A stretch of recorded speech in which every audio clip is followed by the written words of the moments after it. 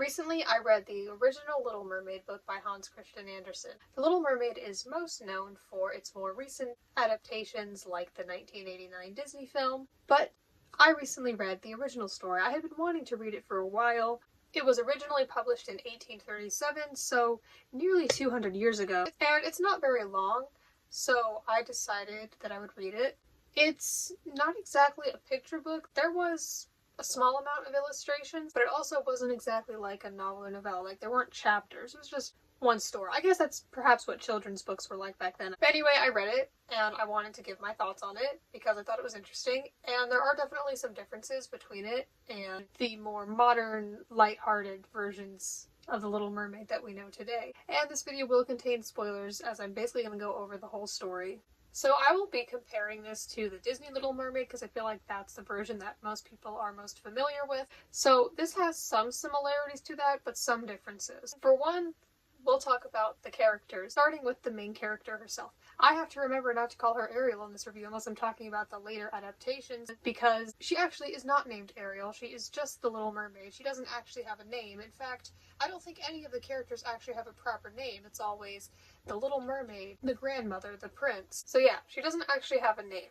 I don't know where exactly the name Ariel came from. Maybe Disney, though I don't know. She does still have 5 older sisters, and she does have her father, and not her mother, who has passed away, but they don't really go into detail about how her mother passed away, and her father is not the way that we see King Triton in the 1989 film, where he's like really overprotective of the Little Mermaid and not wanting her to go out to the human world. In this one, she has her grandmother, and her grandmother tells her stories about what the human land is like. The way that things work in this world is the mermaids live longer than humans usually do. The mermaids can live to about 300 years, but they do not have immortal, eternal souls. The humans have shorter lifespans, but their souls are immortal. Like in The Little Mermaid, the Little Mermaid character in this book is very interested in the human world, and especially in the idea of having an eternal soul. She's very curious about it, and the way it works is once a mermaid turns 15, they are allowed to go up and see it. They don't become a human. That's not what they're supposed to do, but they are able to look at it. And her sisters do that before her, and they're kind of interested in it, but not as interested as she is. And then she eventually turns 15 and is able to do that. And after having heard all these stories from her grandmother, who has had experience with it, she discovers the prince, who I believe she first saw as a mermaid. That's when she saves him, but he does not recognize her later on. And there is a sea witch, but she's not named Ursula, she is just Sea Witch, and I was going to say Ariel, but it's technically not her name, the Little Mermaid, and if I've accidentally said Ariel, I apologize. But anyway, the Little Mermaid goes to the Sea Witch and makes a deal with her. And this original book is a bit more disturbing and even scary at times compared to the more kid-friendly version we know today. For example, when she makes this deal with the Sea Witch cuts out her tongue permanently. She doesn't just take her voice. There's no magical floating whatever that stuff is in the Disney movie. Yeah, it's a bit more violent for sure, and it's also a very painful experience for the Little Mermaid when she becomes... See, this is the issue with not having names. What is she now, the little human? I don't really know, but when she goes on land, it's very painful for her to walk. Every time she takes a step, it feels like she's stepping on knives.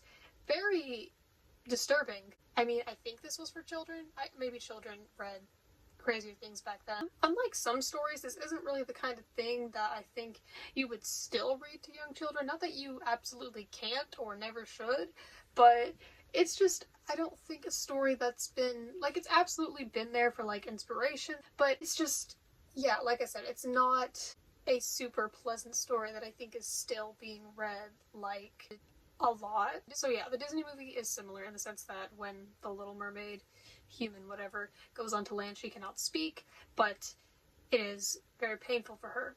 But she doesn't really care because she just wants to hang out with the prince, so she goes and meets him and dances with him, and she's in pain the whole time. It doesn't ever get easier, but she just kind of doesn't care, and we'll get more into that.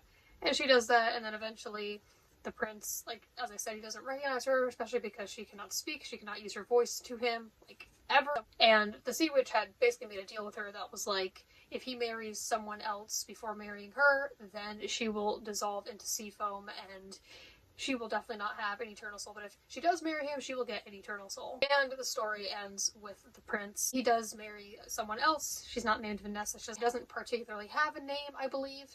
It's not directly said if this was the sea witch turning into a human using the mermaid's voice. It could be implied, but it's not directly said. So I don't know if it just happened to be some other woman that he mistook for her, or if we were just supposed to infer that. But he does that. The mermaid dissolves.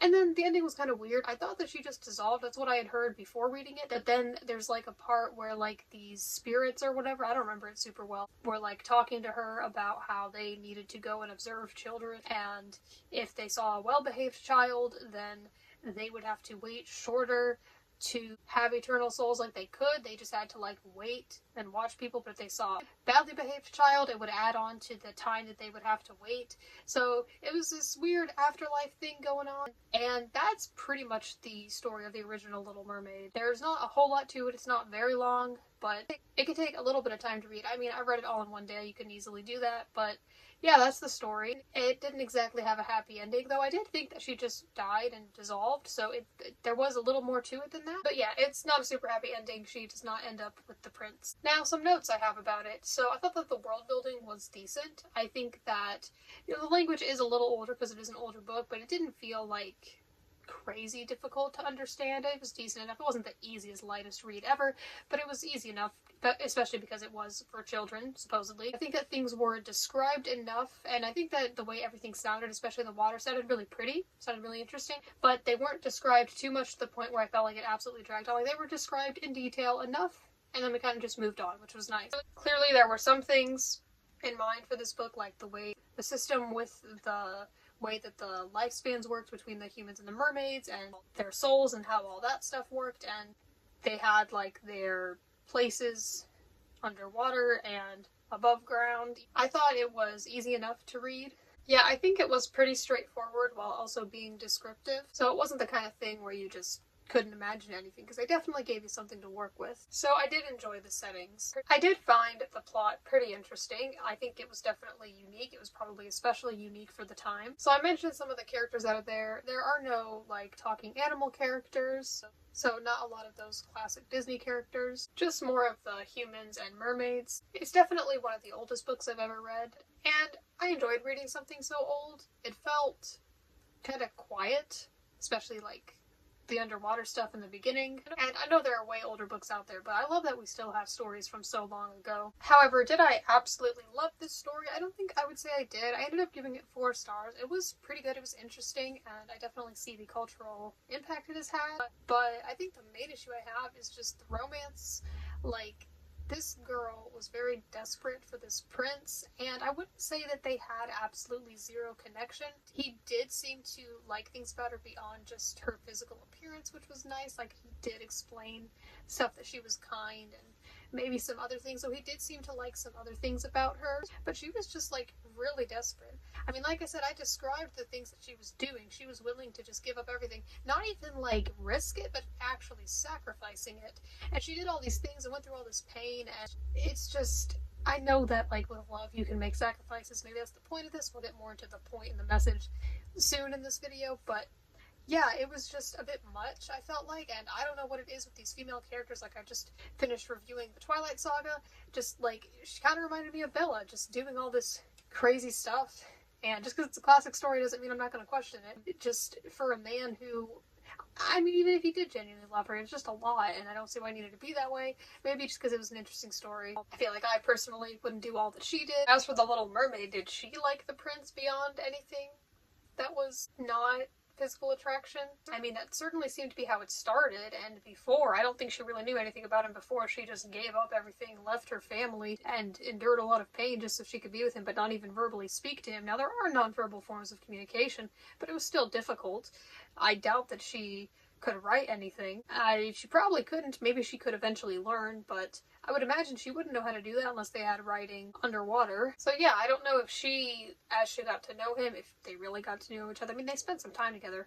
I don't know if she really liked anything else about him. And just for me, if there's going to be a love story, I feel like they just gotta have more than just finding each other attractive for me to really care and enjoy it. I did think that the story was clever and sad, how the prince didn't recognize her and how he ended up being with someone else even though she loved him. And something I thought that was really interesting was that, yes, she can't speak, but we can still hear her thoughts. It was in third person where we could still get into her mind, so unlike the movie, you can see her thoughts throughout the process and how she felt about everything, which was interesting. I think it especially adds to the tragedy, if you can call this that. That may not be like the primary genre, but maybe it could be in there somewhere, that the prince had even told the mermaid that he would have married her. So what's the message here, if there is one? I'd like to discuss that. I'm not sure if there is one, or maybe this was just a story meant to entertain children. That's very possible. But I'm just trying to see if there was a message. Is the mermaid supposed to be viewed as this hero or this, like, good example, or the opposite? Because to me, I felt like she did something not so smart for a not so smart reason, and then had something unfortunate happen to her. So I feel like she was not supposed to be viewed as a good example. Or maybe it's just supposed to be about love and sacrifice. I don't really know. Discuss that with me if you have any ideas, or possibly even knew any of the intentions. Like maybe you saw that the author said something at some point about it. It very well could have just been a fun, entertaining story. I just don't know if there is a particular message within it. So overall, I did enjoy this. Like I said, I gave it 4 stars. I didn't absolutely love the story. I especially, like, it's not that I didn't care about the characters, but in terms of, like, the romance, I wasn't too devastated about it. Partially because I had heard before what happens, but also just, I mean, it was sad, yes, but like I said, there just wasn't that much of a relationship to begin with, it seemed like, and that seems to be the format of the story. There just wasn't going to be. There wasn't, like, a lot of room and space for that, and that's fine. But as a result, I may not be completely invested in it, and that's fine. But let me know if you know of any other books that involve mermaids, new or old. I would definitely like to read more about mermaids because I think I would enjoy that because I like mermaids a lot.